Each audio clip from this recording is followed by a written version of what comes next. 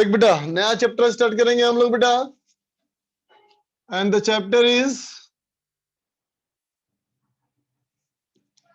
Elasticity. ठीक है बच्चा, ये चैप्टर का नाम इलास्टिसिटी। ठीक है बच्चा, अब बोलो इलास्टिसिटी किसके बारे में है?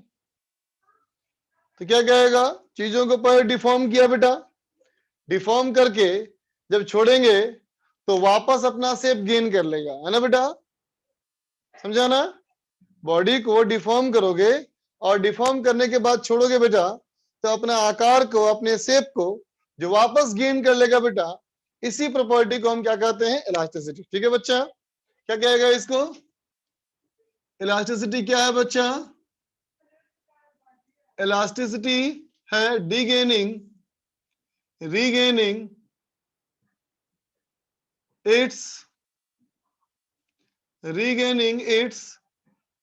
शेप एंड साइज, है ना बेटा? शेप और साइज को रिगेन करना, है ना बेटा, आफ्टर डिफॉर्मेशन।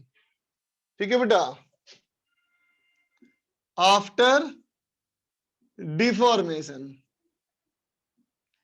समझो बेटा, किसी चीज को डिफॉर्म करो, डिफॉर्म करके छोड़ो, वो अपने आप अपने शेप में वापस आएगा बेटा। इसी गुण को, इसी प्रॉपर्टी को हम इलास्टिसिटी कहते हैं। ठीक है बेटा, तो देख बच्चा, अब यहां बात उठती है दो बातें, एक कि डिफॉर्मिंग या रिफॉर्मिंग एजेंट कौन है ना बेटा? ठीक है, किसने डिफॉर्म किया और किसने रिफॉर्म किया, है ना बच्चा? तो देखो, इन दोनों सवालों का जवाब है बेटा स्ट्रेस, है ना? स्ट्रेस बोलेंगे हम लोग, समझा बच्चा? इसको बोलेंगे स्ट्रेस, इसका सिंबल मैं दूंगा टाउ। ठीक है बच्चा, स्ट्रेस क्या होता है? ये होता है बेटा फोर्स पर यूनिट एरिया। समझो बच्चा, क्या होता है? ये फोर्स पर यूनिट एरिया। लेकिन ये प्रेशर नहीं है, लेकिन ये प्रेशर नहीं है बच्चा। ठीक है, अब देखो डिफॉर्मेशन, डिफॉर्मेशन कितना हुआ, है ना बेटा? तो डिफॉर्मेशन के लिए हम कहेंगे बच्चा strain. Deformation is strain. Strain का सिंबल मैं ऐसा दूंगा एप्सिलन। क्या दूंगा? Epsilon, EPSELON, epsilon. ठीक है बच्चा, है? ये क्या होता है? ये होता है बेटा deformation, deformation per unit, per unit, per unit original dimension. ठीक है, deformation per unit original dimension. ठीक है बच्चा, बात समझ गया? डिफॉर्मेशन, ये चैप्टर किसके बारे में? क्या लिखा? Regaining its shape and size after deformation. किसी बॉडी को डिफॉर्म करो, अपने आकार में वापस लौटा, ये क्या है बच्चा? इलास्टिसिटी। ठीक है, इसमें क्या इंपॉर्टेंट है? किसने डिफॉर्म किया, है ना बेटा, और कितना डिफॉर्मेशन हुआ, है ना बेटा? किसने डिफॉर्म किया, ये क्या है? स्ट्रेस, है ना बेटा? कितना डिफॉर्म हुआ, ये क्या है? बोलो, स्ट्रेन। ठीक है, लिख लो।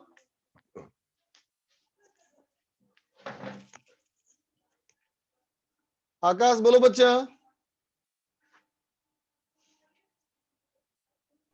सर ये बस 3 दिन का चैप्टर है सर। हाँ, यही पूछना था। ये क्या है भाई? XD बेबी, XD बेबी कौन है भाई? चैप्टर का नाम क्या? इलास्टिसिटी। पहले इसका मतलब बताओ, XD बेबी क्या होता है? XD बेबी क्या होता है? अरे वो सर ऐसे ही कोई रखा है। कार्टून कैरेक्टर है क्या? हाँ वही कार्टून ही है। कोई कार्टून कैरेक्टर है क्या? हाँ हाँ। अच्छा, चिन्मय। सर एक क्वेश्चन था मेरा, जब कि जैसे बॉडी है अगर फ्रिक्शनलेस सरफेस पे रोल करती हुई जा रही है हाँ, तो वो रोलिंग विदाउट स्लाइडिंग नहीं होगा ना? नहीं, उसमें v = r ओमेगा फॉलो नहीं होगा सर? अरे जब प्लेन सर पे रोलिंग करती हुई जा रही है, v equal to R omega है ना, यस तब वो सर। रोलिंग विदाउट स्लाइडिंग है। और अगर v equal to R omega नहीं है तो वो स्लाइडिंग है, सर जैसे अगर फ्रिक्शनलेस सरफेस है और उस पे फ्रिक्शन लेस है। यस अगर सर। फ्रिक्शन लेस है बेटा, अगर तुम उसको ऐसा भी दिया, ऐसा ओमेगा दिया जो v equal to R omega को सेटिस्फाई करता हो, ठीक, यस तब वो यस सर। रोलिंग करता रहेगा, है ना। लेकिन अगर रोलिंग कंडीशन नहीं दिया जाए तो रोल नहीं करेगा, फिर वो स्लाइड करते ही रहेगा हमेशा। नहीं सर, ऐसा भी तो कर सकते हैं जैसे मैं बहुत ज्यादा उसको ओमेगा दे दूं और भी कम ही दूं, फिर तो फ्रिक्शनलेस फिर तो सरफेस v, पे फेंक दूं। तब तो बेटा v equal to R omega नहीं होगा ना रे। लेकिन सर तो चलता तो तब भी रहेगा ना वो, क्योंकि ओमेगा अच्छा, तो तो तभी रहेगा बिल्कुल, लेकिन रोल नहीं सर करेगा उस समय। रोटेट करता भी रहेगा ना सर, ओमेगा तो रोकने की कोई टॉर्क बिल्कुल। तो है ही नहीं। हाँ सर ओमेगा भी उतना ही रहेगा, वी भी उतना ही रहेगा फिर, हाँ, कुछ भी चीज बदलेगी नहीं और V is equals to R omega follow नहीं होगा। ना। Okay, thank you sir. Kaushik,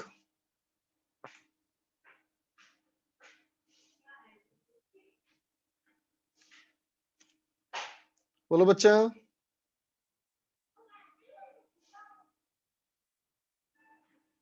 Manas, good evening sir. बोलो। सर मुझे कल के पेपर में डाउट था, तो सर ये क्वेश्चन कब पूछ लूं मैं? आई मत पूछो, मैं उसका बनाऊंगा वीडियो सोल्यूशन डाल दूंगा, उसके बाद बात करना, ठीक है। लक्ष्य, सर चैप्टर का नाम इलास्टिसिटी। और तू 3 दिन बहुत दिन बाद क्लास कर रहा है रे, यस सर। कहाँ था तुम गायब? सर जेए का सुबह वाला करने लग गया था तो फिर चेंज क्यों कर लिया वापस? सर। आज से नया चैप्टर शुरू हुआ ना तो सर। अभी तुम बीच दोनों में करेगा? मतलब मेरा एक सप्ताह छूट गया था, हाँ, वो सर थोड़ा पीछे थे ना, अच्छा। तो मैंने उनका वो चैप्टर शुरू कर दिया था, और आज से सर आपका न्यू चैप्टर शुरू हुआ, तो फिर मैं नॉर्मल ट्रैक पे अपने। क्या पूछना है बोलो इसमें। सर 3 दिन में हो जाएगा ना कंप्लीट? हाँ, हो जाएगा। Okay sir, thank you. Rishabh, sir ये अभी स्टार्ट किए हैं? हाँ बेटा। Okay sir. सुंदरम,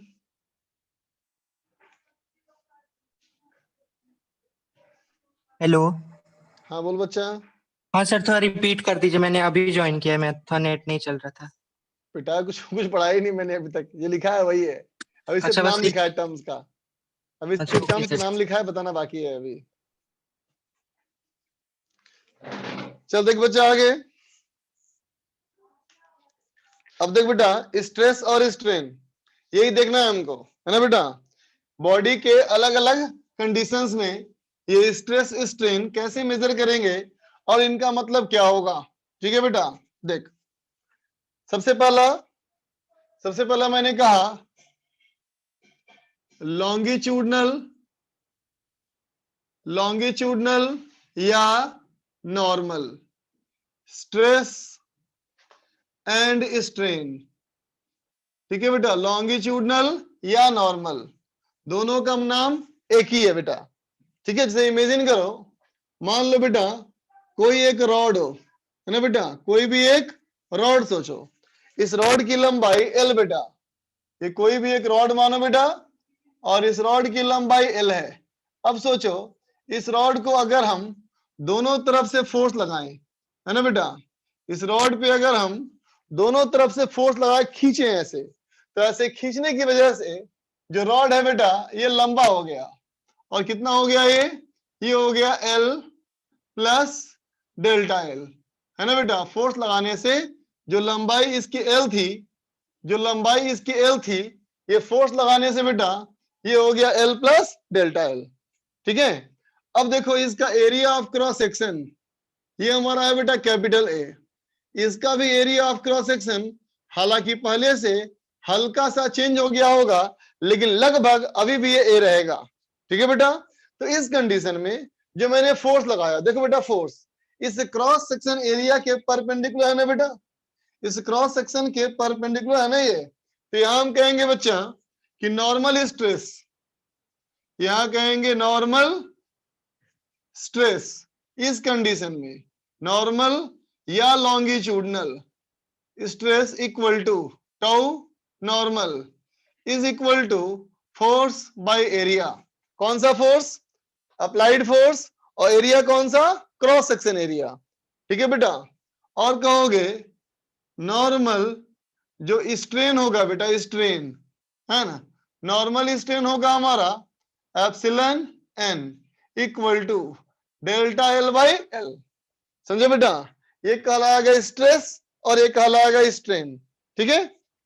अब देखो टेंजेंशियल, टेंजेंशियल और शेयर, टेंजेंशियल और शेयर, स्ट्रेस एंड स्ट्रेन। ठीक है बेटा।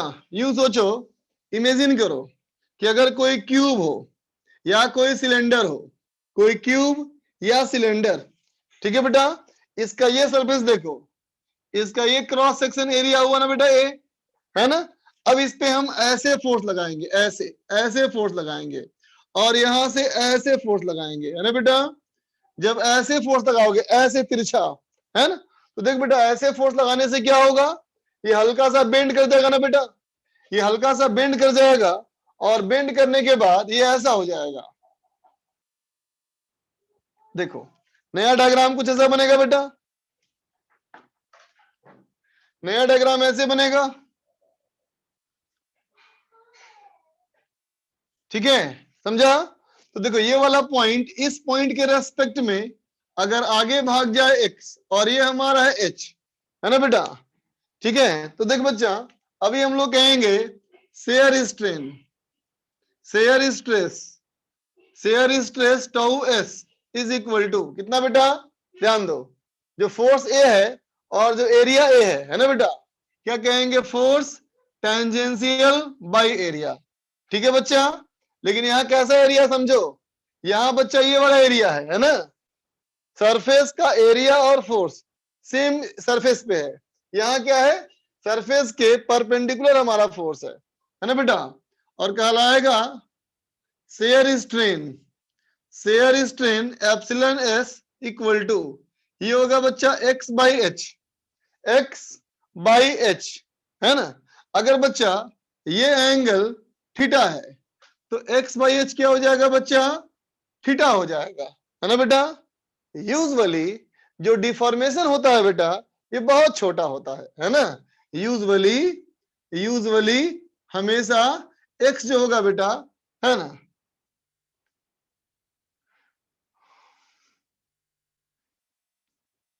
यूजुअली x जो होगा वो h से बहुत कम होगा।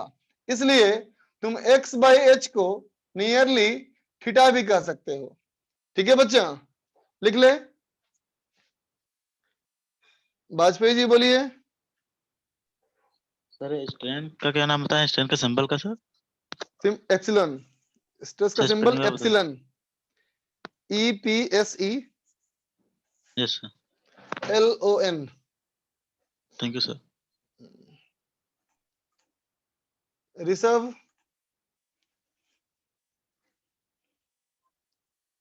बोलो भाई।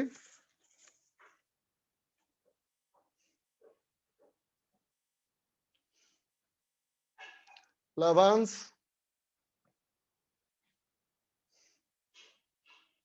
हेलो बोलो बच्चा। सर, नीचे जो ए लिखा हुआ है उसको ए माइनस डेल्टा ए नहीं लिख सकते? A minus delta A area? हाँ। नहीं बेटा, एरिया बहुत कम चेंज करता है ना, अच्छा। बहुत कम। बताएंगे इसके बारे में। अभी ओके मान के चलना है कि एरिया लगभग सेम ही रहेगा। Okay sir. लाभांश बोलो बच्चा।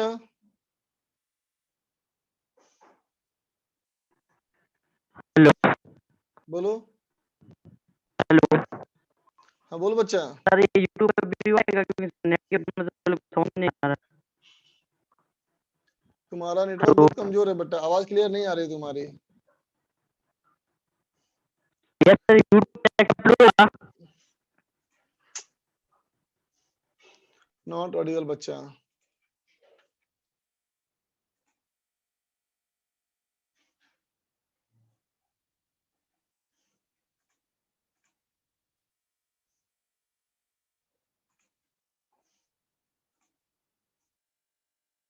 जयदीप? सर वो जो आप सिलेंडर को मतलब जो डायग्राम बनाया उसमें बेस क्यों नहीं खींचता?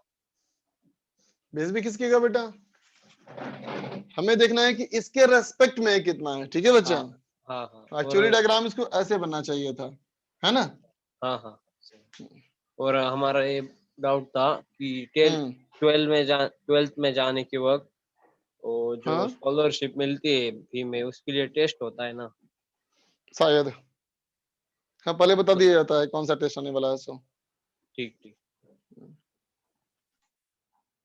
अवरुदीप, शिवम, यस सर। सर मैं बोलो ये बच्चा। आप डायग्राम बनवा रहे थे तो सर आपने क्या सिलेंडर लिया है कि आपने फोर्स कैसे लगाया? सर मैं ऊपर वाला लिख रहा था तो मैं समझ नहीं पाया कि आपने डायग्राम में क्या बताया, तो प्लीज एक बार देख बता। ऐसा कोई भी सरफेस मान ले ऐसा, ठीक है बच्चा? ये जी सरफेस दिख रहा है तेरे को, सरफेस ऐसा है ना? यस और ये भी सरफेस है ना? अब यस देखो इस सरफेस पे और इस सरफेस पे हम यहाँ से ऐसे फोर्स लगाएंगे और यहाँ से ऐसे फोर्स लगाएंगे, है ना? Yes sir. और ये वाला एरिया ए है, जहां मैंने फोर्स लगाया वही एरिया ए है,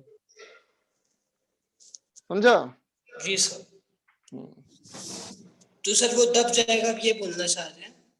नहीं, फोर्स लगाने से हल्का सा टेढ़ा हो जाएगा, वो तिरछा हो जी जाएगा ना हल्का सा। ये जी सर। तिरछा हो गया तो हम कहेंगे स्ट्रेन आ गया। जी सर।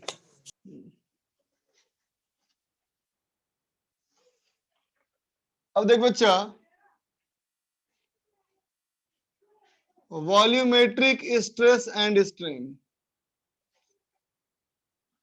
वॉल्यूमेट्रिक क्या है? देखो, जैसे कि मान ले बच्चा कोई बॉडी हो, है ना बेटा? कोई अगर बॉडी हो बेटा और उस बॉडी का वॉल्यूम, इस बॉडी का वॉल्यूम v है, इस वॉल्यूम का वॉल्यूम v है, जब बाहर से चारों तरफ से, बाहर से चारों तरफ से जो प्रेशर लग रहा है वो p है ना बेटा? बाहर का प्रेशर अगर p है ना बेटा? ठीक है, तो हमारा ये वॉल्यूम v है। अब हम जब बाहर का प्रेशर बढ़ा देंगे, P प्लस डेल्टा P कर देंगे, है ना बेटा? तो वॉल्यूम पे क्या असर पड़ेगा? बोलो बोलो बोलो। बाहर का प्रेशर बढ़ा दोगे बेटा तो वॉल्यूम क्या होगा? घट जाएगा ना? ठीक है, तो थोड़ा सा वॉल्यूम बेटा घट गया। अब इसका वॉल्यूम कितना हो गया? अब हो गया V माइनस डेल्टा V। ठीक है बच्चा? तो हम कहेंगे कि वॉल्यूमेट्रिक स्ट्रेस, वॉल्यूमेट्रिक स्ट्रेस, है ना बेटा, tau V is equal to delta P। ठीक है बच्चा? जितना तुमने प्रेशर बढ़ा दिया वही वॉल्यूमेट्रिक स्ट्रेस है। ठीक है बच्चा?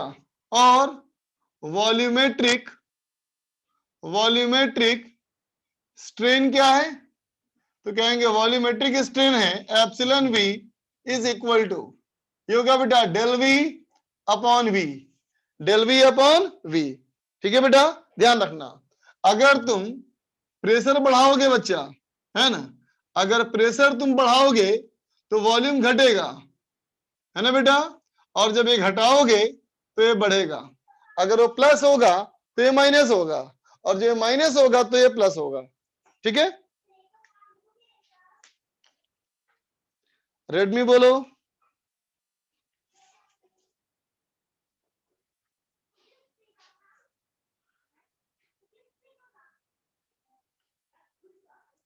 नोट कर ले बच्चा।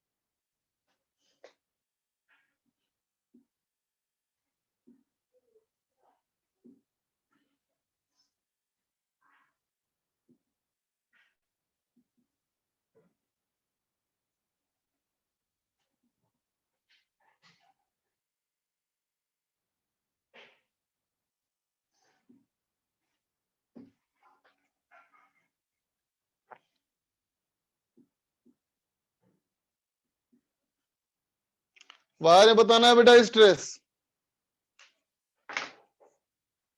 शिवम बोलो।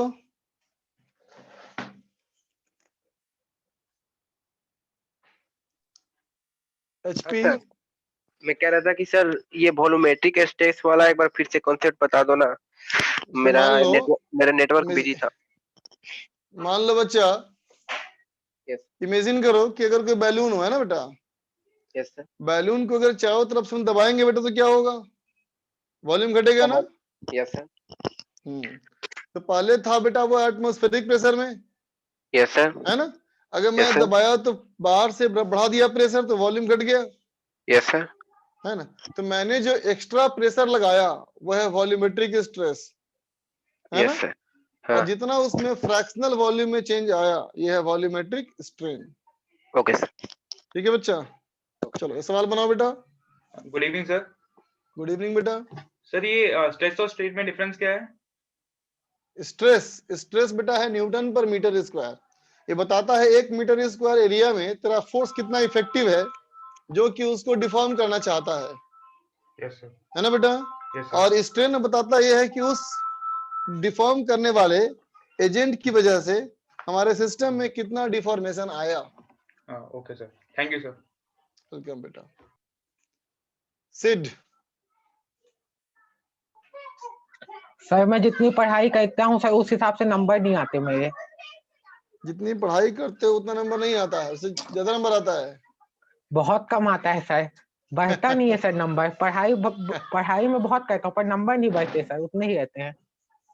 अच्छा लर्निंग की हालत सीख कितना पाते हो? सीख सर जितना लिखा है। मतलब जैसे मान लो तो चैप्टर खत्म होता है और चैप्टर में सीट बनाते हो तो सीट के क्वेश्चन बनाने में कंफर्टेबल रहते हो ना? हाँ सर। अच्छा एग्जाम में नंबर कम आने का कारण क्या है? क्वेश्चन ना बनना या क्वेश्चन गलत बन जाना? सर कम बनना मतलब कम क्वेश्चन हो पाना और गलत हो जाना, दोनों कारण है। हाँ? मतलब सर क्वेश्चन बनते हैं पर टाइम नहीं रहता सर, ज्यादा क्वेश्चन कर नहीं पाता हूँ। अच्छा नंबर ऑफ क्वेश्चन भी कम कर पाते हो अटेम्प्ट, और टाइम कम पड़ हाँ जाता सर। है तुमको। हाँ सर, और उसमें सर माइनस हो जाता है बहुत सारा। अच्छा अच्छा अच्छा अच्छा। तो क्वेश्चन ट्राई कैसे करते हो? पेपर स्टार्ट कैसे करते हो बेटा? सर कॉपी उठाया, उस पर पहला नंबर डाला और फिर उसको सॉल्व किया, फिर दूसरा डाला उसको सॉल्व किया। ये उसके गलती बाद करते हो जो ना, भी बना क्या ऐसे नहीं करना होता है बेटा। क्वेश्चंस बनाते हो ना हमेशा एग्जाम में। हाँ सर। हाँ तो सर। क्वेश्चंस ढूंढा करो, जो क्वेश्चन आसान हो उसके पहले बनाओ, डिफिकल्ट वालों को बाद में बनाओ। Okay sir. है ना। वैसे क्वेश्चन तुम देख लगता होगा ना कि क्वेश्चन बनाया हुआ क्वेश्चन है। Yes sir. हाँ जो क्वेश्चन आसान हो बेटा उसके पहले किया करो। Okay sir. है ना। बहुत सारे बच्चों का आंसर आया। चलो मैं देखता हूँ बेटा क्या आंसर होगा। अच्छा बोलो बेटा, इसमें स्ट्रेस कौन सा होगा? अभी इसमें स्ट्रेस कौन सा होगा? लॉन्गिट्यूडनल होगा, शेयर होगा या वॉल्यूमेट्रिक होगा? लॉन्गिट्यूडनल बेटा, लॉन्गिट्यूडनल नॉर्मल वाला होगा। सही बात। तो देख बेटा, जितने फोर्स ये खींचेगा नीचे की तरफ mg, है ना, वही हमारा हो गया फोर्स। तो फोर्स हो गया बेटा mg 100 न्यूटन, है ना बेटा। तो स्ट्रेस कितना हो गया? टाउ n बराबर फोर्स बाय एरिया। कितना हो जाएगा बेटा ये?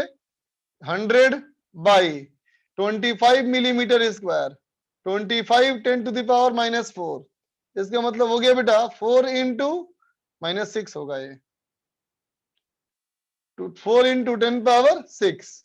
इतना हमारा होगा बेटा न्यूटन पर मीटर स्क्वायर। इतना आएगा बच्चा स्ट्रेस। ठीक है। अगला सवाल देखो।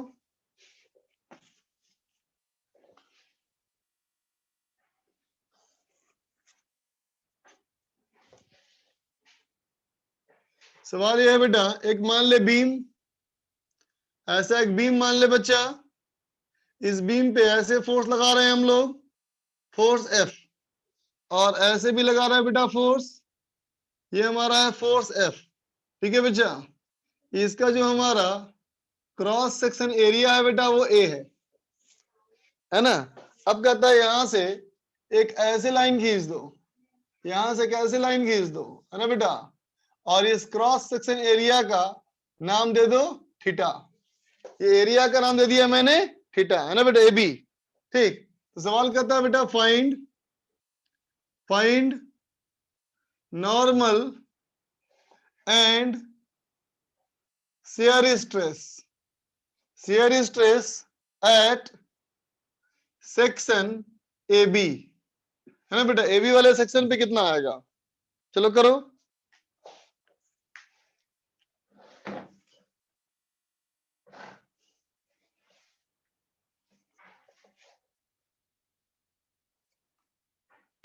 बेटा ज्यादा या कम इस बात पे डिपेंड करता है कि उस मटेरियल की क्षमता कितनी है।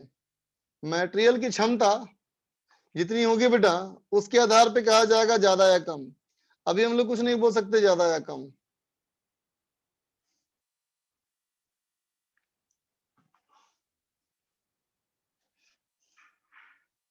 बनाओ बनाओ।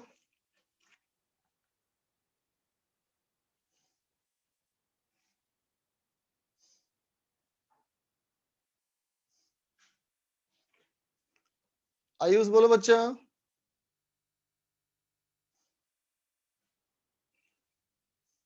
हेलो। हाँ बोलो। Good afternoon sir. Good afternoon बच्चा। सर मैं पूछ रहा था सर रेजोनेंस कोटा कब खुलेगा? अभी कैसे कहें बेटा, हो सकता है दिवाली के बाद खुले, उम्मीद ही कर सकते हैं बेटा, अभी तक कोई नोटिफिकेशन तो आया नहीं। Okay sir, thank you sir.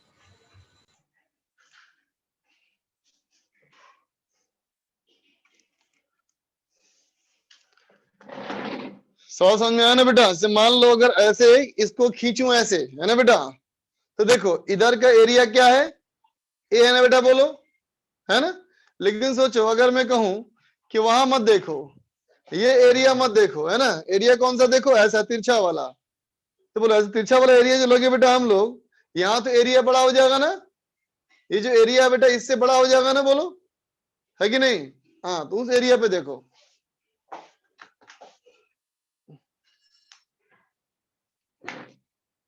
करो बच्चा करो बेटा, बाकी कुछ और मत सोचो, बस यही सोचो जो सवाल दिया है वही सोचो।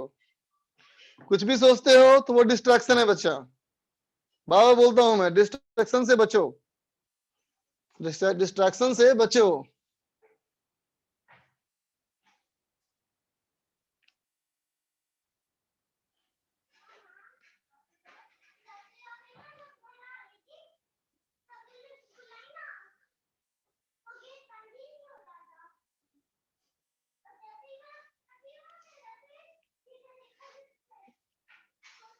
करो बच्चों करो।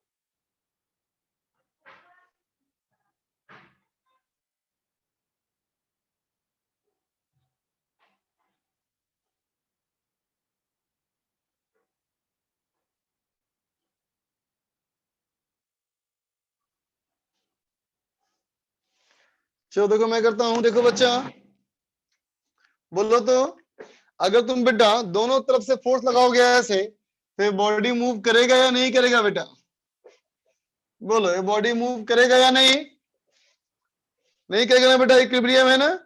तो अगर इक्विलिब्रियम बेटा, इसका मतलब हर पोर्शन इक्विलिब्रियम में है ना। तो देखो अगर मैं इस वाले पार्ट का डायग्राम बनाऊं तो इस वाले पार्ट का देखना बच्चा, इस वाले पार्ट का बोलो बेटा, अगर मैं इसकी बात कर रहा हूं, है ना बेटा, है ना, ठीक है।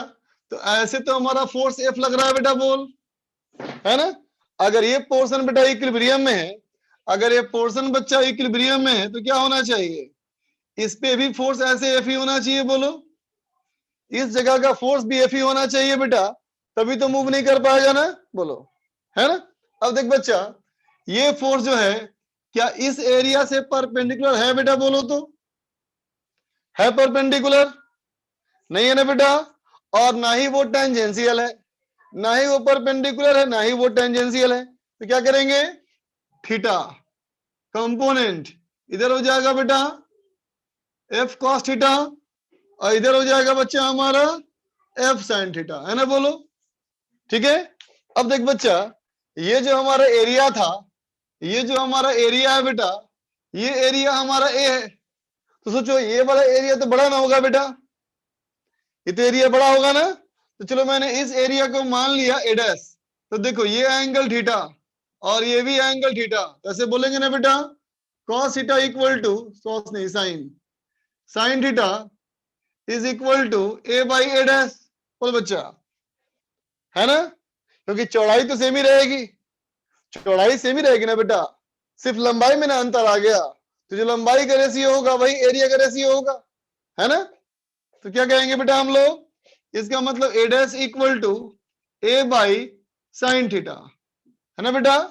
ठीक, तो अब बताओ नॉर्मल स्ट्रेस के लिए कौन सा फोर्स लोगे, बोलो बेटा नॉर्मल स्ट्रेस के लिए कौन सा फोर्स लेंगे, बोलो एफ साइन थीटा ना बेटा, तो कहेंगे tau N equal to F sine theta divided by area A dash, है ना बेटा, एरिया ए डैश क्या हो गया A by sine theta, put करो तो कितना हो जाएगा बेटा F by A sine square theta, बोल बच्चा होगा F by A sine square theta.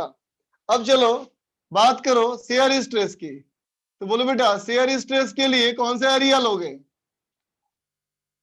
कौन सा फोर्स लोगे बेटा, F cos theta divide by A dash, है ना बेटा।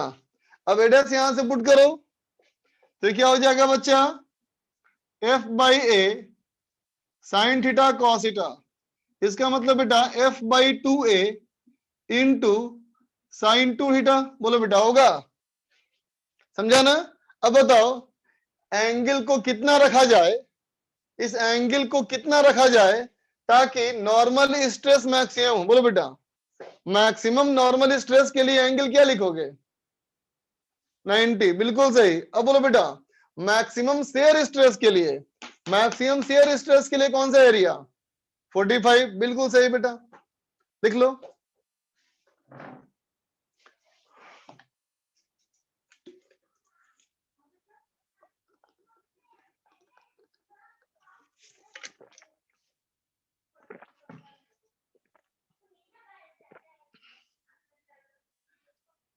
बेटा इतना प्रॉब्लम लिखो नहीं, पूछो, अनम्यूट करो, अनम्यूट करो, पूछो, पूछना है बच्चा। मानस हर्षद बोलो। सर इस क्वेश्चन में सर पता नहीं चला सर करना क्या है, इस क्वेश्चन में सवाल था find normal and shear stress. अच्छा बेटा समझते हो, जैसे मान लो किसी तार को पकड़ के खींचो ऐसे, है ना, एक तार को ऐसे खींचोगे तो कहोगे ना तार में तनाव आ गया, यस सर, बोलो है कि नहीं। जब तार में तनाव आता है तो उस तनाव की वजह से उसमें इलोंगेशन भी होता है बेटा, हाँ यस सर, है ना। तो तनाव से संबंधित हमारा है बेटा स्ट्रेस, वो तनाव टेंशन डिवाइड बाय एरिया, ये हमारा क्या है स्ट्रेस, यस सर, समझा। और जो deformation per unit original dimension है वो हमारा क्या है स्ट्रेन, है ना। हमें पूछा गया सवाल में स्ट्रेस ए बी वाले पोर्शन पे। अच्छा यस सर, मानस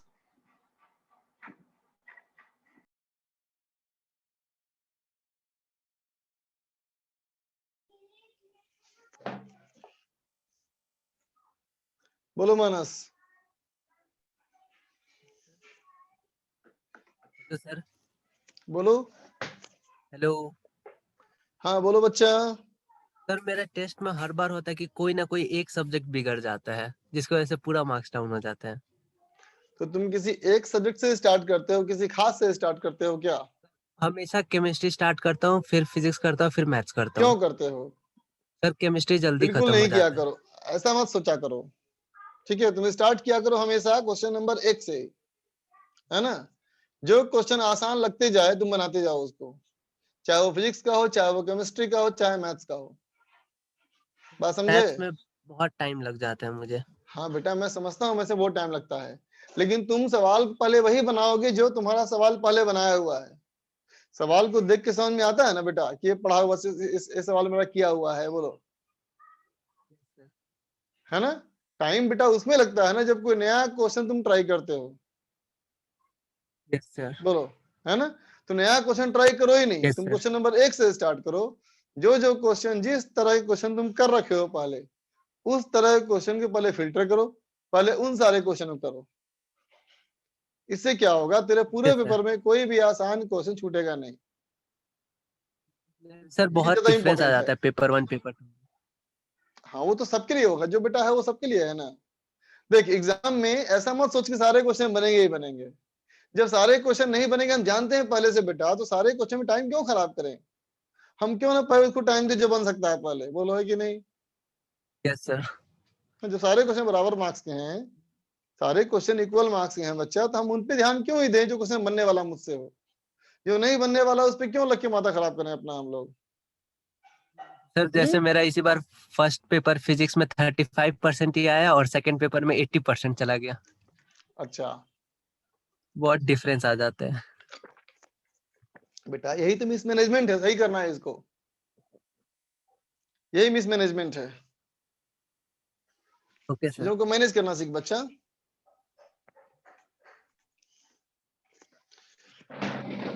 चलो आगे देखा जाए बेटा। अब देख, इस चैप्टर का सबसे इंपॉर्टेंट पार्ट में अभी हम आ रहे हैं, तो ध्यान से समझना बेटा इस चीज को। देखो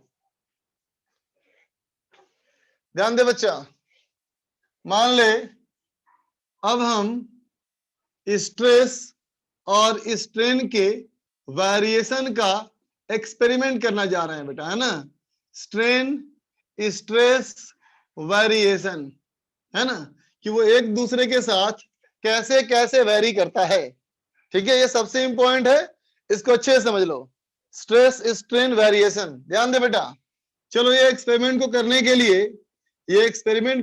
लिए मैंने क्या किया, यहां से एक रॉड लगाया, रॉड के एक एंड को फिक्स कर दिया। ये तुम्हारे साथ साथ मैं एक एक्सपेरिमेंट कर रहा हूं, वो एक्सपेरिमेंट को समझो। ये एक्सपेरिमेंट में क्या किया मैंने बेटा, वाल के सहारे एक रॉड लिया और इस रॉड को फिक्स कर दिया, और रॉड की लंबाई कितनी है बेटा, 1 मीटर। यहां से एक रस्सी बांध दी, एक लटका दिया पुली, और यहां लटका दिया एक पैन। ठीक है बेटा, अब इस पैन पे हम मास रखते जाएंगे बेटा, तो यहाँ टेंशन बढ़ता जाएगा, बोलो बेटा, ठीक है ना? इस पैन पे तुम मास रखते गए तो इसका टेंशन बढ़ता जा रहा है ना? तो देख बेटा, यहाँ जो रखा है ना मास, वो m है ना? चलो एक्सपेरिमेंट शुरुआत करते हैं। जब तुम मास कितना रखा, 0, है ना बेटा, तो इसका लेंथ जो है वो l है, तो इसकी लंबाई कितनी है, l। रॉड की लंबाई कितनी है बच्चा, l कितनी है, 1 मीटर, 100 सेंटीमीटर, है ना बेटा? ठीक है, या कहो 1000 मिलीमीटर, बोलो, ठीक है बेटा? अब तुम मास को बढ़ाया, मास तुमने कर दिया बेटा 5 किलोग्राम, मास रख दिया तुमने 5 किलोग्राम। क्या होगा, जब तुम मास 5 किलोग्राम रखोगे ना बेटा, ठीक है, तो इसकी लंबाई बढ़ करके अब हो जाएगी 1001 मिलीमीटर, है ना? ठीक है, रॉड की लंबाई कितनी हो गई बेटा, 1001 मिलीमीटर, है ना? और अभी क्या है कि इस मास को हटा लो, इस मास को हटा लो, तो फिर से वापस लंबाई 1 मीटर, फिर से वापस लंबाई 1 मीटर। ठीक बेटा, अब इस मास को बढ़ाया, इसको कर दिया 10 किलोग्राम, ठीक है बेटा, तो इसकी हो गई बेटा अब 1002 मिलीमीटर, है ना? फिर तुमने देखा कि मास मैंने किया 15 किलोग्राम, तो अब लंबाई हो गई 1003 मिलीमीटर, बोलो बेटा। इस तरह से लंबाई बढ़ती जा रही है, और क्या दिख रहा है तुमको, हर 1 मिलीमीटर की लंबाई को बढ़ाने के लिए कितना मास ऐड करना पड़ रहा है, बोलो, 5 किलोग्राम। मतलब कितना फोर्स? 50 न्यूटन, है ना बेटा? 50 न्यूटन का फोर्स बढ़ा रहे हो तो 1 मिलीमीटर लंबा हो रहा है ना बेटा? ऐसे करते करते तो बोलो जब तुम मास 50 किलोग्राम पहुंच जाओगे, है ना बेटा, तो लंबाई कितना होगा? बोलो बोलो बोलो 1010 मिलीमीटर, तो बेटा होगा ना? ठीक है। और अब तक क्या है, सुनना ध्यान से, अगर तुम ये 15 केजी मास को हटा लो तो फिर से वापस लंबाई हो जाएगी बेटा 1 मीटर। 50 किलोग्राम के मास को हटा लो तो फिर से वापस लंबाई हो जाएगी बेटा 1 मिलीमीटर, है ना? इसका मतलब यहां तक का नेचर कैसा है बेटा? ये नेचर हमारा कैसा है बेटा? इलास्टिक है ना? ठीक है। मतलब जो डिफॉर्मेशन है बेटा, जो डिफॉर्मेशन है वो परमानेंट नहीं है ना? कैसा डिफॉर्मेशन है बोलो? टेम्परोरी, है ना बेटा? इलास्टिसिटी का मतलब क्या है कि डिफॉर्मेशन कैसा है बेटा? तो कहेंगे टेम्परोरी डिफॉर्मेशन है। मतलब जब तक फोर्स लगता रहेगा तब तक डिफॉर्मेशन है, और जब फोर्स को हटा लो तो फिर हमारा वो वापस अपने लंबाई में आ जाता है ना बेटा? अब सुनना, लेकिन अब क्या हुआ बेटा कि जैसे जैसे तू फोर्स बढ़ाता गया, है ना, फोर्स बढ़ाता गया, मास 50 किलोग्राम आ चुका है, अब 51 किलोग्राम किया, 52 किलोग्राम किया, 53 किलोग्राम किया, है ना बेटा? इस बार क्या दिखेगा तुमको कि जब लंबाई तुम इस मास तुमने 54 केजी पुट करोगे ना बेटा, तभी इसकी लंबाई हो जाएगी 1011 मीटर। समझा? ठीक है। अब तुम मास कर दोगे बेटा 57 किलोग्राम, है ना बेटा, तो लंबाई हो जाएगी 1012 मिलीमीटर, है ना? पहले क्या दिख रहा था? हर 1 मिलीमीटर पे कितना बढ़ाना पड़ा फोर्स? 5 किलोग्राम, ना बेटा? अब कितना है देखो? 4 किलोग्राम। अब कितना है बोलो? 3 किलोग्राम, है ना? तो अब तुम समझ जाओ बेटा कि इलास्टिक लिमिट क्रॉस कर चुका है ना? अब जब तुम ये मास को हटाओगे ना बेटा तो अपनी लंबाई में पूरा वापस नहीं आ पाएगा, नॉट पॉसिबल, है ना बेटा? हमेशा इसमें थोड़ा बहुत डिफॉर्मेशन रह जाएगा, है ना? जैसे कि यहाँ 57 किलोग्राम का मास को हटा लो, है ना बेटा, तो फिर इसकी लंबाई इतनी नहीं होगी, अब इसकी लंबाई होगी 1 मीटर 1 मिलीमीटर, या 1 मीटर 1 मिलीमीटर, है ना बच्चा? अब क्या आ गया ये? अब ये आ गया बेटा परमानेंट डिफॉर्मेशन। समझे बेटा? अब कहां चला गया ये? अब चला गया है बेटा ये प्लास्टिसिटी में, है ना बेटा? अब चला गया ये प्लास्टिसिटी। इलास्टिसिटी का उल्टा होता है प्लास्टिसिटी। इसमें क्या आएगा बेटा? इसमें आएगा अब परमानेंट डिफॉर्मेशन। अब डिफॉर्मेशन टेम्पोररी नहीं है बच्चा, अब क्या है? परमानेंट डिफॉर्मेशन है। समझा बेटा? ठीक है। और इसके बाद एक ऐसा कंडीशन आएगा बेटा, अब इसके बाद एक ऐसा कंडीशन आएगा कि मास तुम 60 केजी कर दोगे ना, ठीक है, और कांस्टेंट कर दोगे, 60 केजी कांस्टेंट कर दोगे ना बेटा, तो इसकी लंबाई अपने आप बढ़ती जाएगी, है ना? अब रुकेगी नहीं, लंबाई बढ़ती ही जाएगी, है ना? और फिर अपने आप क्या होगा? अपने आप इस रॉड में किसी एक खास जगह पर क्या होगा? हल्का सा पतला हो जाएगा, किसी एक खास जगह पे वो थोड़ा पतला हो जाएगा, है ना बेटा? ठीक है। तो जब पतला हो जाएगा तो हम कहेंगे क्या है ये? नेक फॉर्मेशन है। इसको बोलते हैं क्या? नेक।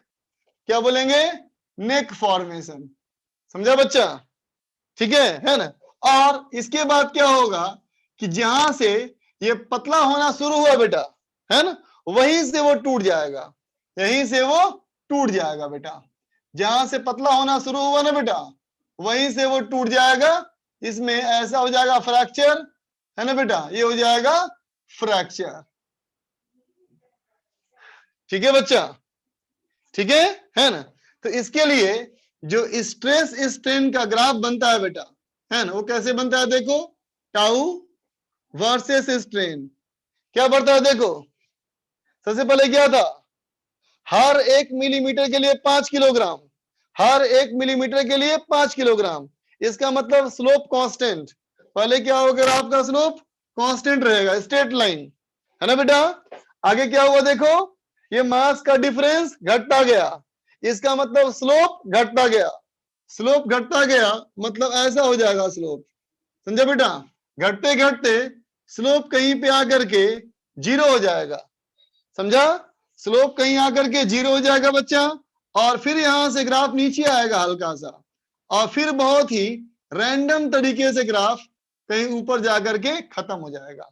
जिगजैग लाइन, जिगजैग मतलब आर्बिटरी, बिहेवियर रैंडम है ना? तो इस ग्राफ में अलग अलग पोर्शन है बच्चा, ओ से ए से बी से सी और सी से डी। ठीक है, नोट कर ले इसको, नोट कर ले बच्चा। रियलमी बोलो भाई। हेलो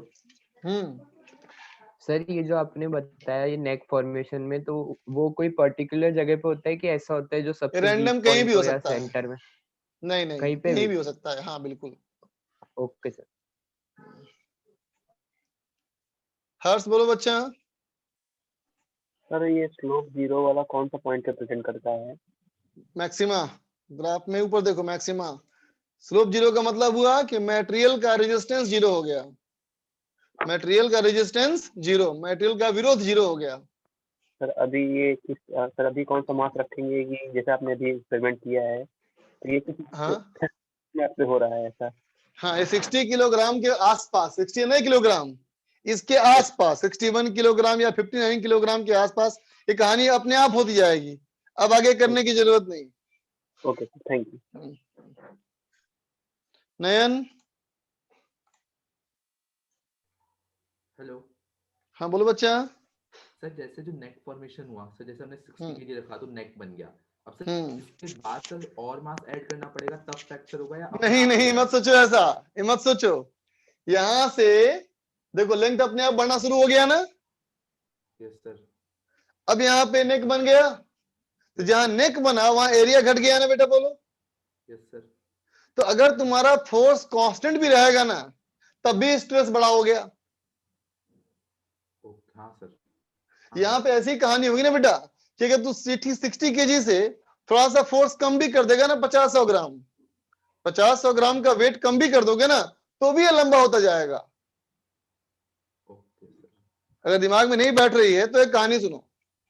कहानी ये है बच्चा कि मान लो एक पतला आदमी, पतला आदमी समझता है ना, एक पतला आदमी और एक मोटा आदमी है ना, ये एक पतला आदमी और एक मोटा आदमी, इन दोनों में झगड़ा हो जाए, इन दोनों में झगड़ा हो जाए तो क्या होगा? ऑब्वियस ही बात है, फटाफट ही होगा, ये उसको फैट मारेगा, उसको फैट मारेगा, है ना? ठीक है, लेकिन चूंकि मोटा है, कहने का मतलब वो हेल्दी है, स्वस्थ है, ज्यादा ताकतवर है। ठीक है, अब क्या हुआ? सबसे पहले पतले आदमी ने मारा एक घूसा, है ना, वो मोटे आदमी ने मारा एक घूसा। ठीक है, दोनों में डिफॉर्मेशन आया, दोनों का मुंह फूल गया, इधर फूल गया, उसका नाक फूल गया, ऐसे, है ना। सेकेंड राउंड फिर वो मारा है घूसा, फिर ये मारा है घूसा, दोनों का इधर भी सर फूल गया, नाक फूल गया।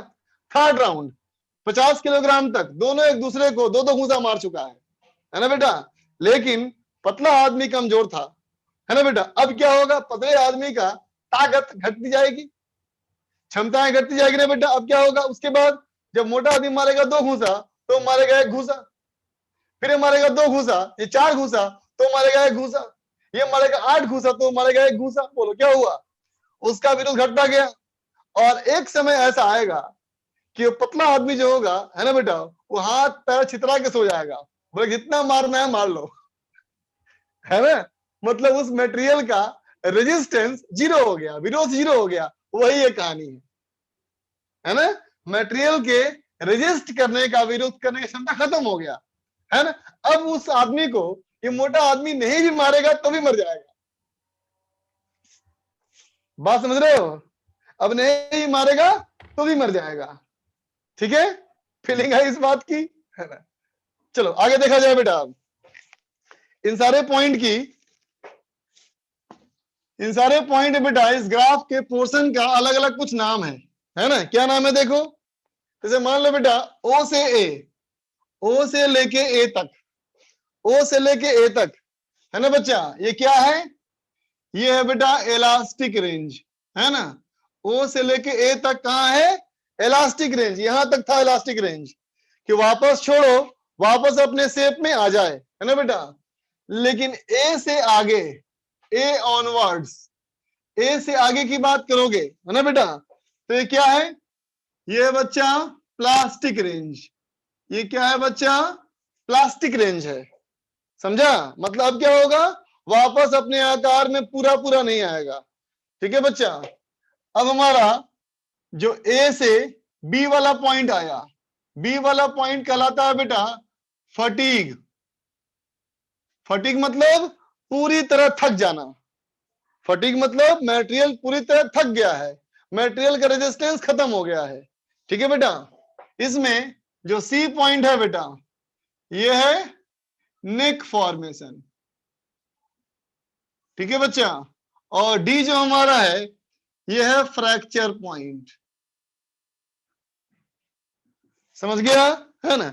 नाम तुम्हें सबका जानना है, नाम तुम्हें सबका जानना है, लेकिन पढ़ना सिलेबस में सिर्फ यही है, इलास्टिक रेंज, समझे बच्चा, है ना। इलास्टिक रेंज में ही हमारा है बच्चा हुक्स लॉ, इलास्टिक रेंज में ही आता है हमारा क्या, हुक्स लॉ। क्या है हुक्स लॉ, देखो,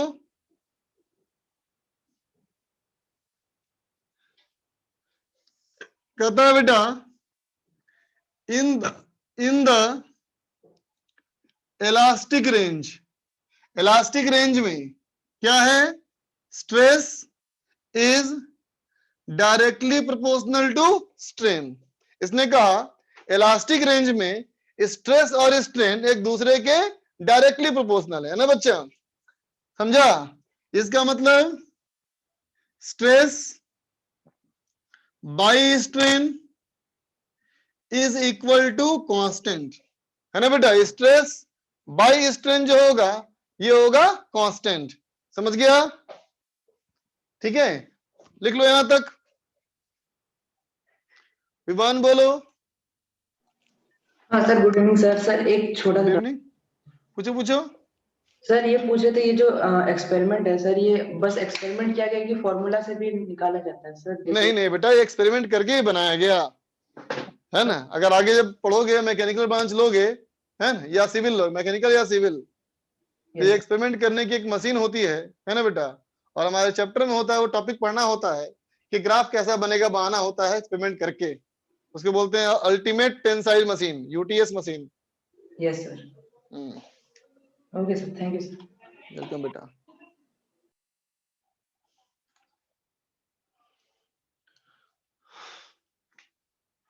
देख बच्चा, तो हमने कहा कि स्ट्रेस बाय स्ट्रेन जो होगा बेटा, वो क्या होगा, कांस्टेंट, है ना।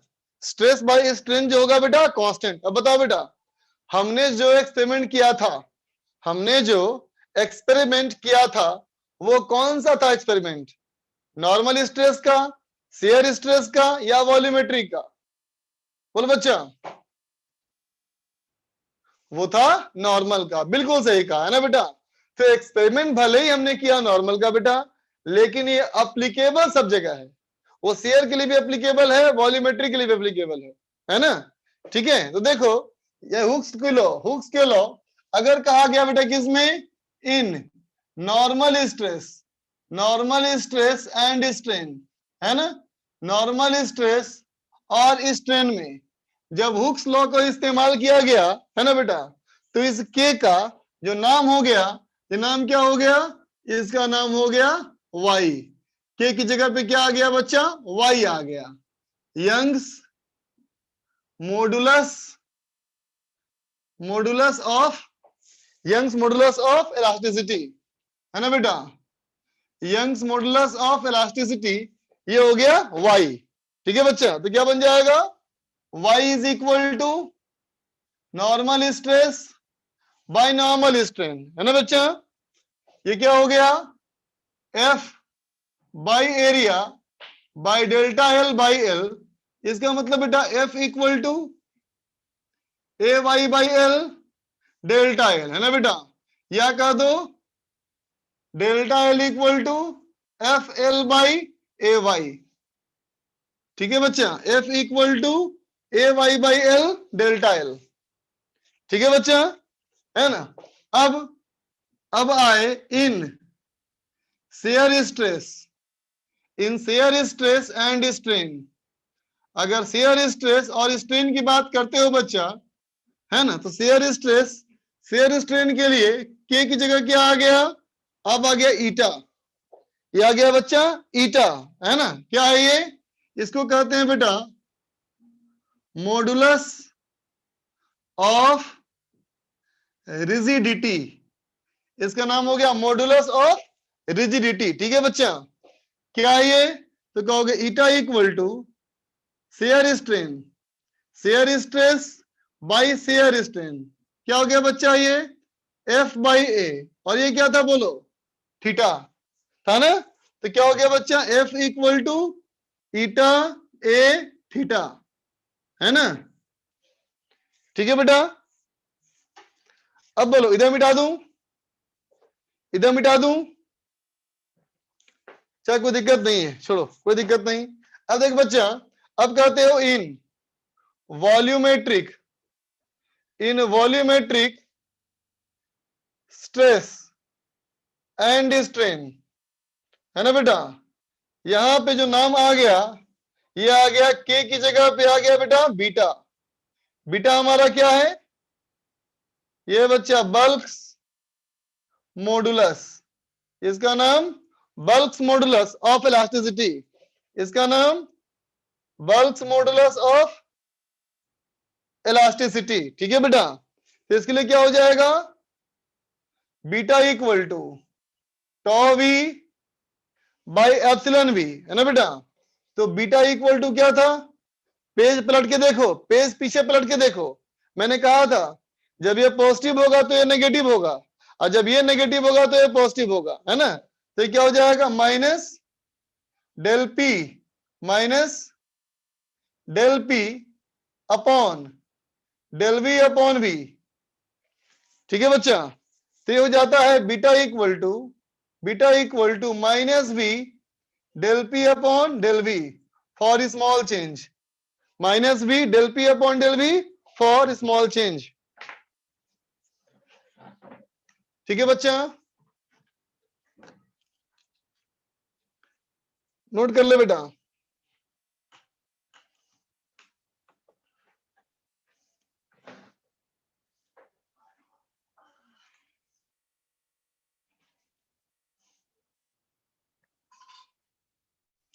होगा डिस्कशन, बिल्कुल होगा, मैं उसी की तैयारी कर रहा हूं।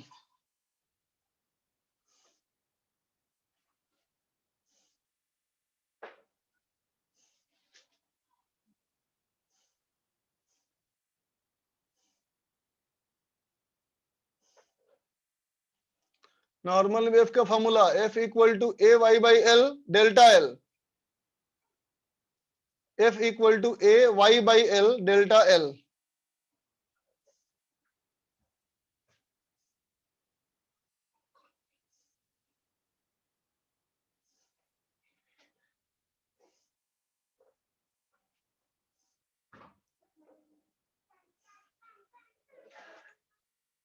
मॉडुलस वंशिका, यह modulus of rigidity, modulus of rigidity.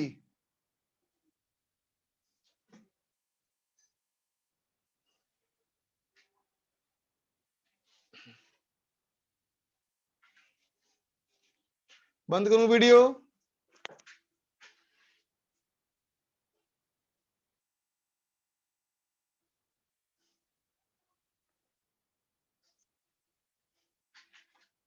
जल्दी करो, डिस्कस करें फिर। अब स्क्रीन शेयर करें ना,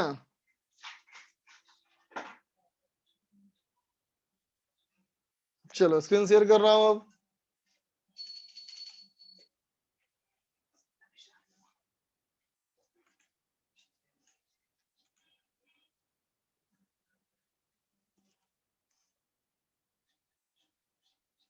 सुयस बंद करो मासी।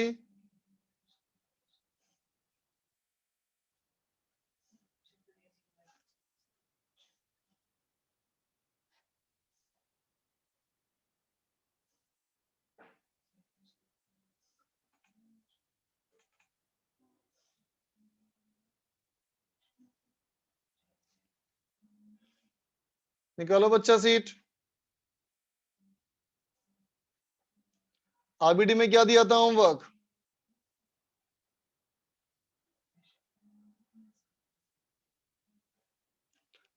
कोई बात नहीं सुरेश, कोई बात नहीं। एक्सरसाइज 2 पार्ट 1 करना है डिस्कस हम लोग को। निकालो बच्चा, मैं आ रहा हूं सामने।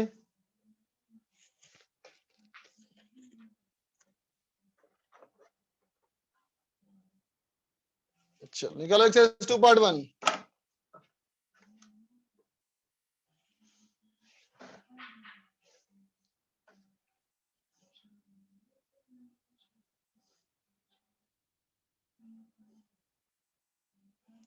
निकालो बच्चा एक्सरसाइज 2 पार्ट 1 में 1 से 5 पूछना है कोई। थैंक यू, हाँ स्पेस अच्छा है, थैंक यू। अब डिस्कस करें बच्चा, बोलो। 1 से 5 में पूछना है। अच्छा 9 से स्टार्ट करना है, 9 से स्टार्ट करना है। हाँ कर चुके हैं सब तो। चलो बोलो। 9 नंबर पूछना है, 17 नंबर पूछना है। 9 और 17 देखो भाई। 9 नंबर में 9 नंबर देख बच्चा, 9 नंबर सवाल कहता है कि इन the figure shown a ring A is rolling without sliding with a velocity v on a horizontal surface of the body B. Same mass दिया है बच्चा, दोनों का मास सेम है, ठीक है, दोनों का मास सेम। इसका भी मास m, इसका मास भी m है ना बेटा। What will be the maximum height? देख बच्चा सवाल में क्या लिखा है, देखो ऑल सरफेस आर स्मूथ, है ना बेटा। अब देखिए रोलिंग करता हुआ जा रहा है बेटा, तो इसमें एंगुलर स्पीड भी है ना। अब तू सोच बेटा, इसमें कहीं फ्रिक्शन तो है नहीं, इसमें कहीं फ्रिक्शन तो नहीं है ना बेटा। जब फ्रिक्शन नहीं है तो क्या होगा बोलो? कोई टॉर्क लगेगा नहीं। जब कोई टॉर्क लगेगा नहीं बेटा, इसका मतलब उसकी एंगुलर वेलोसिटी पे कोई असर नहीं पड़ेगा, बोलो बेटा, है ना। तो मान लो अगर मैक्सिमम हाइट यहां तक आ पाया, अगर मैक्सिमम हाइट यहाँ पे आया बेटा, तो कहेंगे अभी वही होगी जो पहले था। बात समझ रहे हो ना, क्योंकि फ्रिक्शन है ही नहीं बेटा। और कहा तुमने कि अगर ये मैक्सिमम हाइट है बेटा, तो इस समय दोनों की वेलोसिटी हमारी सेम होनी चाहिए, बोलो, है ना। और ऊपर नहीं गया, इसका मतलब बेटा रिलेटिव वेलोसिटी 0। रिलेटिव वेलोसिटी 0 मतलब दोनों की सेम वेलोसिटी, ठीक है बच्चा। अब मोमेंटम कंजर्व कर ले। पहले का मोमेंटम एम बी, बाद का momentum M B dash plus M B dash. इसका मतलब बेटा वी डैश इक्वल टू आ गया वी बाई 2, ठीक है। अब लगा दे बच्चा वर्क एनर्जी थ्योरम। देखो बेटा रिंग का सेंटर ऑफ मास, रिंग का सेंटर ऑफ मास एच ऊपर चला गया, तो ग्रेविटेशनल फोर्स का work done minus M G H बराबर फाइनल माइनस इनिशियल। देख ध्यान देना बच्चा, final kinetic energy half M B dash square, किसके लिए? वेज के लिए। अब देखो half M V dash square plus half I omega square, किसके लिए? रिंग के लिए। फिर माइनस इनिशियल, इनिशियल में देखो वेज का 0 था बेटा, और रिंग के लिए half M B dash square plus half I omega square. Omega same ही है ना, तो कट गया बेटा, समझा। अब वी डैश का वैल्यू यहां पुट करो और एच निकालो, ठीक है। अब देखो बेटा 10 नंबर सवाल। 10 नंबर सवाल कहता है बेटा एक यूनिफॉर्म रॉड है, एक यूनिफॉर्म रॉड है, मास m लेंथ l, है ना बेटा, placed over a smooth horizontal surface along y axis.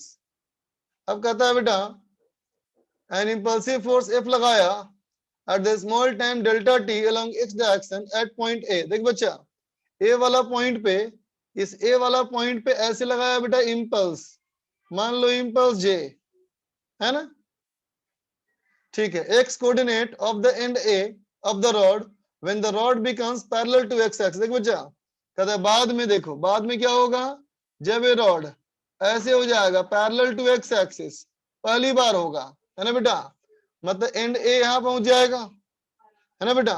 तब देखो इस फोर्स लगाने से बच्चा इसमें वेलोसिटी भी आएगा और ऐसे एंगुलर वेलोसिटी भी आएगा, ठीक है बच्चा, है ना। तो क्या कहोगे अब, कहोगे बेटा J equal to M V, V equal to J by M. ये क्या लगाया मैंने, इम्पल्स मोमेंटम थ्योरम, है ना बेटा। अब देखो इस वाले पॉइंट के अबाउट मैं लगा रहा हूं अब एंगुलर इम्पल्स। तो एंगुलर इम्पल्स कितना बच्चा, J into L by two equal to, ये देख बेटा इसमें ट्रांसलेशनल मोशन भी है और रोटेशनल मोशन भी है ना। लेकिन अगर हम इस वाले पॉइंट के अबाउट देखेंगे तो ट्रांसलेशनल का एंगुलर मोमेंटम 0 हो जाएगा, सिर्फ रोटेशनल का हो जाएगा बेटा, बोलो, है ना। इसका मतलब क्या हो गया बेटा, ओमेगा इक्वल टू ये हो जाएगा 6J बाई एम एल। ठीक है, अब सोचो बेटा इस स्थिति से इसमें जाने में कितना एंगल घूम गया, 90 डिग्री। तो कहोगे थीटा कितना घूम गया बच्चा, pi by 2 should be equal to omega T. तो टी निकल गया बेटा, बोलो, है ना। तो अब देखो बेटा सेंटर ऑफ मास यहां से अगर यहां पहुंच गया तो ये हमारा क्या हो गया, ये हो गया उतनी ही देर में displacement of centre of mass. तो displacement of centre of mass क्या हो जाएगा, v इंटू टी, है ना बेटा। तुमसे पूछा गया था ए वाले का x कोऑर्डिनेट, तो x ऑफ a कितना हो जाएगा बेटा, SCM plus L by to. समझ गए, है ना। अब चलो 12 नंबर, आलोक को पूछना है 12 नंबर सवाल, आयुष को पूछना है 11। देखो आयुष 11 कहता है बेटा ए यूनिफॉर्म रेक्टेंगुलर प्लेट, एक यूनिफॉर्म रेक्टेंगुलर प्लेट है बेटा, एक यूनिफॉर्म रेक्टेंगुलर प्लेट है, मास m का, है ना। इस पे आया, टकराया और चिपक गया, है ना बेटा। ठीक, तो कहता है एंगुलर वेलोसिटी क्या होगा, देखना बच्चा टकराने के तुरंत बाद, टकराने के तुरंत बाद में देखो बेटा ये जो पॉइंट मास है वो तो यहीं पे चिपक जाएगा, बोलो, है ना। और पूरा सिस्टम ऐसे घूमेगा बेटा एंगुलर वेलोसिटी से, है ना। तो क्या कर लो, about hinge angular momentum conserve L initial equal to L final, है ना बेटा। तो पहले कितना था एंगुलर मोमेंटम, तो पहले था बेटा m u into perpendicular distance, इसकी वेलोसिटी का बच्चा परपेंडिकुलर डिस्टेंस n होगा, और बाद में देख बेटा पूरे सिस्टम का i इंटू ओमेगा। अब पूरे सिस्टम का i पुट करो तो कहोगे इस प्लेट के लिए याद है ना परपेंडिकुलर एक्सिस थ्योरम, आई एक्स प्लस आई वाई बराबर आई जेड, है ना बेटा। तो आई एक्स कितना हो जाएगा, ये हो जाएगा एम ए स्क्वायर बाई 12, इतना मास था m था, और आई वाई कितना हो जाएगा, तो M two A square by 12, किसका निकल गया, ये निकल गया डिस्क का, सॉरी प्लेट का। अब प्लस इस पॉइंट मास का पुट करना पड़ेगा ना बेटा। तो देखो ये डिस्टेंस हमारा कितना a बाई 2 और ये हमारा बेटा a, तो फिर देखो बेटा ये दूरी कितनी हो जाएगी, ये हो जाएगा r इक्वल टू √5a/2, है ना बेटा। तो हो जाएगा m इंटू √5a/2 का स्क्वायर, है ना बच्चा, इंटू ओमेगा। अब ओमेगा निकाल लो, समझ गए, ठीक है बच्चा। अब आ जाओ 12 नंबर पे, 12 पूछना था आलोक को। 12 कहता है बेटा ए रॉड, एक रॉड है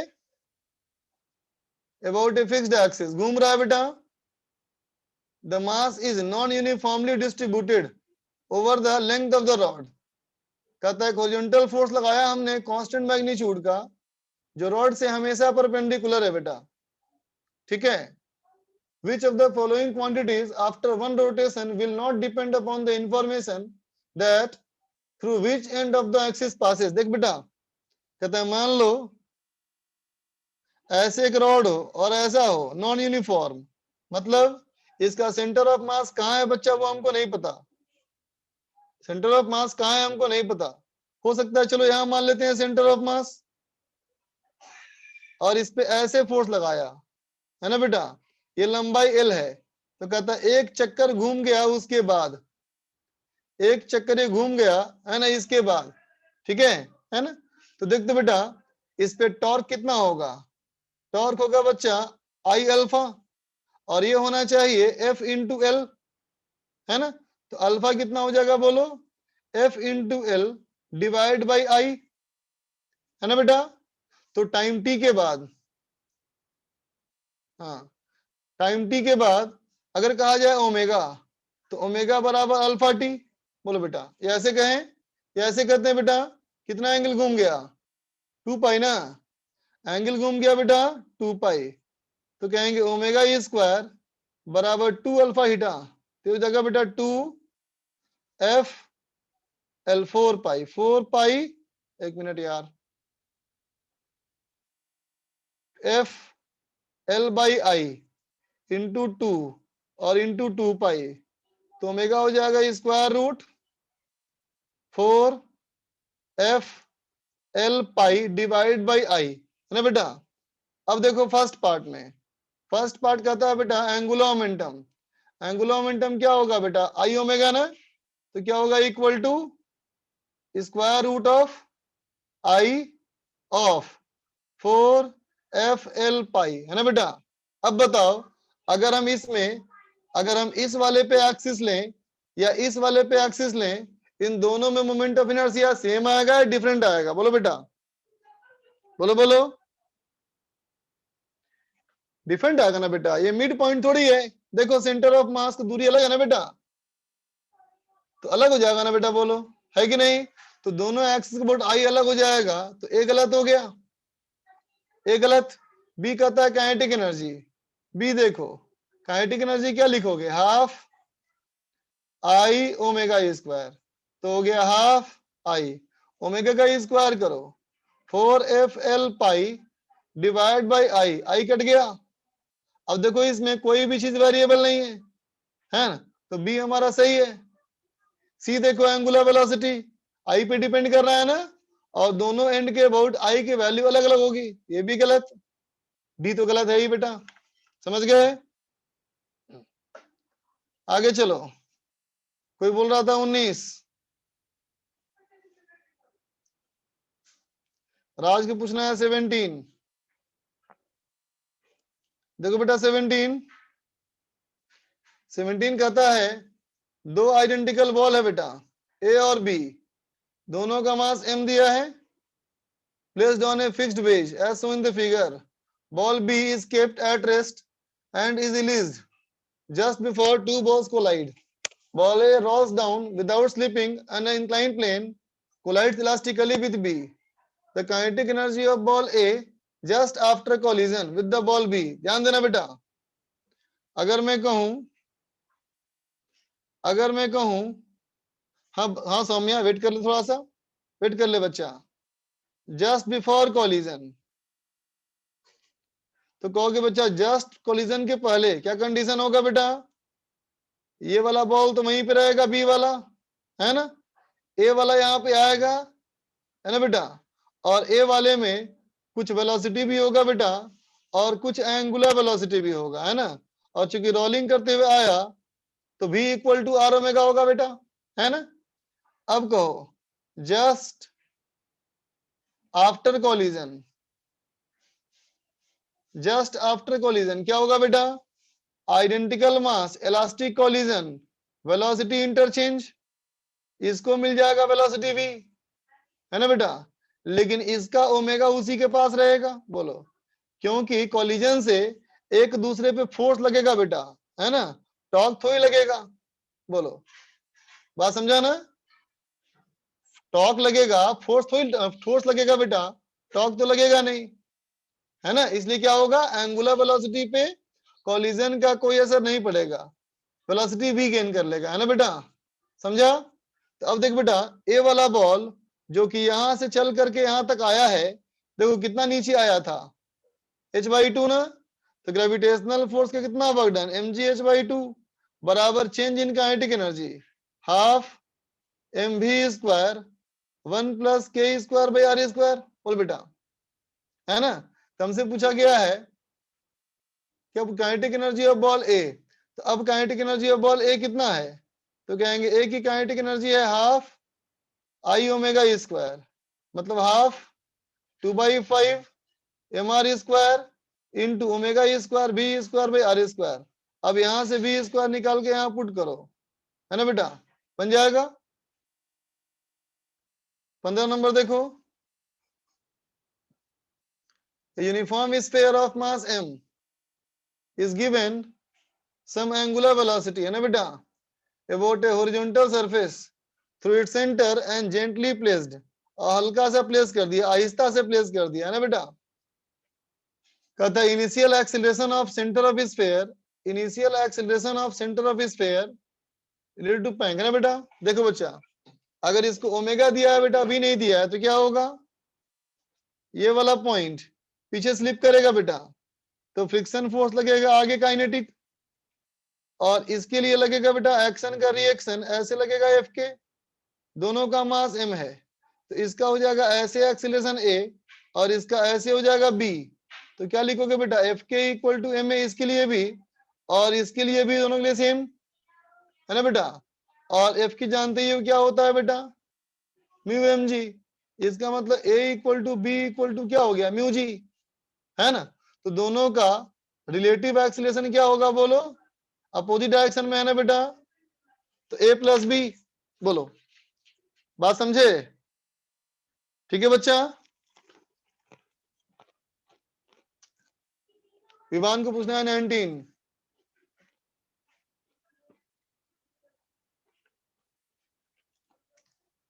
देखो बच्चा,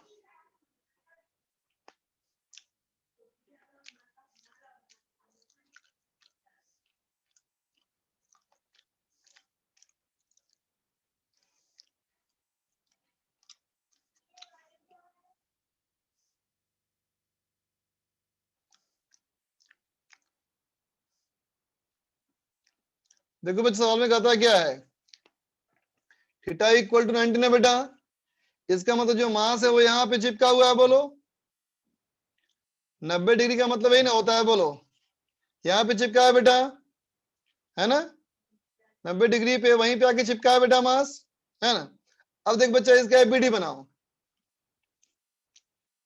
इसका एबीडी बनाओ, क्या होगा, सेंटर ऑफ मास से यूं आएगा बच्चा 3 mg, यहां से आएगा बच्चा mg, और यहां से आएगा ऐसे नॉर्मल, बोलो आएगा, ठीक है। जो सबसे लास्ट क्लास में पढ़ाया था बेटा, रोलिंग के केस में इंस्टेंटेनियस एक्सिस कहां मानते हैं बताओ, यहां मानते हैं ना, बोलो इंस्टेंटेनियस सेंटर, तो बोलेगा torque about instantaneous centre is equal to I alpha. हो सकता है बेटा कि यहां से फ्रिक्शन भी आ रहा हो, है ना, लेकिन ये फर्क ही नहीं पड़ता हमको, उससे टॉर्क ही नहीं बनेगा। तो टॉर्क कितना बना, तो कहोगे mg इंटू आर, बस इसी का टॉर्क बनेगा, है ना, that is equal to I alpha. I कितना बेटा, तो रिंग के लिए moment of inertia 3m into r square, plus इसके बोट होता है एम आर स्क्वायर, सेंटर के बोट होता है एम आर स्क्वायर, यहां से यहां शिफ्ट करो, तो plus 3m into r square, है ना बेटा, फिर प्लस, अब देखो बेटा पॉइंट मास के लिए, पॉइंट मास का ये है बेटा r, ये भी है r, फिर दूरी कितनी हो जाएगी, √2r होगा बेटा, ये हो जाएगा √2r, ठीक है। तो कितना हो जाएगा, m इंटू √2r का स्क्वायर, ठीक है बच्चा, इंटू अल्फा, बन गया, समझे बेटा। अब देखो 22 नंबर,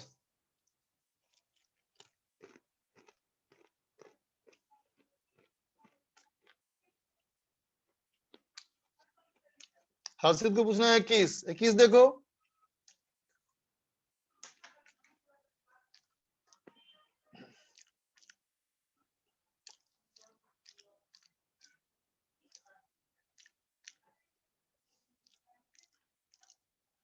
देखो बेटा 21 में कहता है क्या कि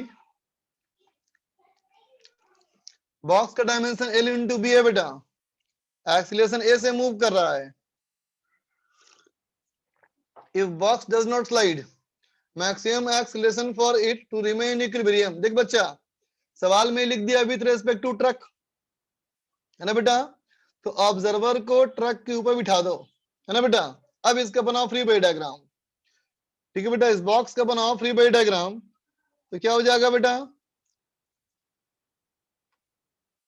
सबसे पहली चीज स्यूडो फोर्स पीछे की तरफ M A, gravitational force M G, है ना बेटा, ऐसे लगेगा फ्रिक्शन स्टैटिक।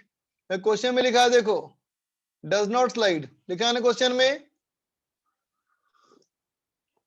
समझा बेटा। अब यहां से आएगा नॉर्मल, तो देखो बेटा ये ऐसे पलटने की कोशिश कर रहा है ना, समझा। इसका मतलब नॉर्मल बचाने के लिए कहां से लगेगा, तो मैक्सिमम तुम यहां से लगा सकते हो ना बेटा, बोलो, इसके आगे तो नहीं बोल सकते, है ना बेटा। अब कहता है कि टपल नहीं होना चाहिए, इसका मतलब तो कहेंगे बेटा टॉर्क ऑफ फ्रिक्शन और torque of normal about centre of मास बराबर कर दो, है ना बेटा। तो टॉर्क ऑफ फ्रिक्शन कितना हो गया, तो कहोगे F S into D distance कितना हो गया रे, ये हो गया L/2, इधर हो गया बेटा N इंटू ये हो गया B/2, ठीक है बच्चा। एफ एस कितना, एफ एस हो गया बेटा एम ए के बराबर, है ना, N हो गया mg के बराबर, तो A निकाल लो, है ना, सिंपल। डज नॉट स्लाइड और स्लाइड में अंतर क्या बेटा, कि फ्रिक्शन हो जाएगा काइनेटिक, यही बड़ा अंतर है बेटा। 22 नंबर देखो, 22 कहता है बेटा if the position of two like parallel forces, ध्यान दे, कहता है बेटा if the position of two like parallel forces on a right rod are interchanged, the resultant shift by 1/4 of the distance between them, then find the ratio of their magnitude। देख बच्चा सवाल कहता है एक रॉड मान लो, ठीक है बच्चा, एक बार यहां फोर्स लगाओ, क्या लिखा है, to like parallel forces F1, और ये मान लो बेटा F2, है ना, ठीक है। अब कहता है मान लो बेटा इसका पॉइंट ऑफ एप्लीकेशन ये है, ये इसका है बेटा पॉइंट ऑफ एप्लीकेशन, तो थोड़ा बड़ा बनाते हैं, नहीं समझ में आएगा ऐसे, ये मान लिया फोर्स F1 और ये F2, तो मान ले बेटा इन दोनों के रिजल्टेंट का पॉइंट ऑफ एप्लीकेशन यहाँ आ रहा हो, यहाँ से X पे और यहाँ से Y पे, है ना बेटा। ध्यान देना, अगर पॉइंट ऑफ एप्लीकेशन यहाँ आ रहा है बेटा, इसका मतलब इसके अबाउट टॉर्क कितना होना चाहिए, 0 होना चाहिए, बोलो, तो क्या लिखोगे, F1 इंटू एक्स बराबर F2 इंटू वाई, समझा। अब कहता है क्या कि दोनों को इंटरचेंज कर लो, तो देखो बेटा अगर हम दोनों को इंटरचेंज कर लें, इसका मतलब F2 यहाँ पहुंच गया और F1 यहाँ पहुंच गया, बोलो बेटा, ठीक है। तो अब इसका एप्लीकेशन यहाँ आना चाहिए, इधर से होना चाहिए X पे, इधर से Y पे, है ना। लेकिन क्वेश्चन क्या किया देखो, 1/4 of the distance between them, कहता है शिफ्ट कर गया, ये पहले के मुकाबले में कितना शिफ्ट कर गया है, तो x plus Y divide by 4, बोलो। तो देखो बेटा ये होना कितना चाहिए था, ये होना चाहिए था बेटा y माइनस एक्स, है ना, और लेकिन है कितना ये, तो x प्लस वाई बाई 4, इसका मतलब 4y माइनस 4x बराबर x प्लस वाई, इसका मतलब बेटा 3y बराबर 5x, बोलो, है ना। अब इसको यहाँ पुट कर दो, तो क्या हो जाएगा बेटा F1 बाई F2 बराबर y बाई x, इसका मतलब हो गया बेटा 5/3, है ना। मतलब F2 पूछा है F2 बाई F1, इसका मतलब तो ये आंसर हो जाएगा बेटा।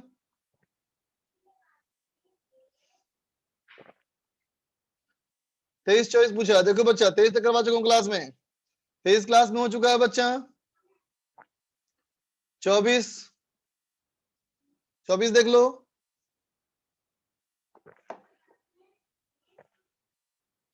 है खुद से करो, सिंपल सवाल है बच्चा, सिंपल सवाल है। आगे का होमवर्क देखो, एक्सरसाइज 2 पार्ट 3 आरबीडी में। अच्छा एक्सरसाइज 1 पूरा हो गया ना, एक्सरसाइज 1 कंप्लीट है पूरा या बाकी है,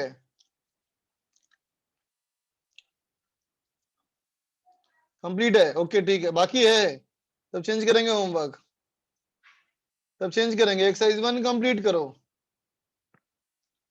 एक्सरसाइज 1 कंप्लीट करो, है ना बेटा, और एक्सरसाइज 2 का पार्ट 3 में 5 क्वेश्चन, ठीक है। चलो इतना करके आना, चल बाय बच्चा।